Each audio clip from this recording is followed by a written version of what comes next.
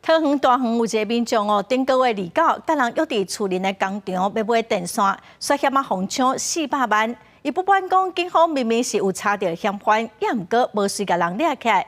警方是表示讲，已经有锁定4个嫌犯，检方嘛已经开始侦办咯。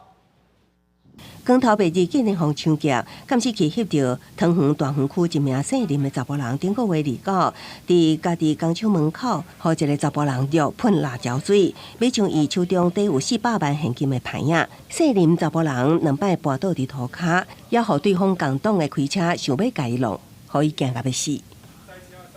主权最起码你应该要收押嘛，担心多少都会担心呐。最担心的是什么？当然是说出去被抢啊，还是说被报复啊？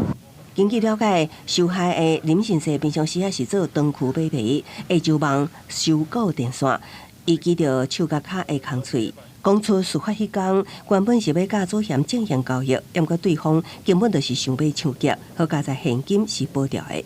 也毋过林先生报警了后，不满警方明明查到嫌犯，却无当场将人逮捕，批评根本拢无作为。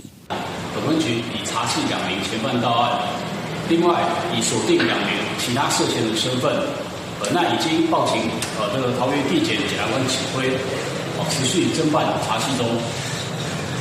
针对民众无作为的指控，警方表示积极侦办中。除了调看附近监视器，目前已经查缉2名嫌犯到案，也将案另外2名涉嫌人身份，以强盗未遂，报称桃园地检署检察官指挥侦办。记者综合报道。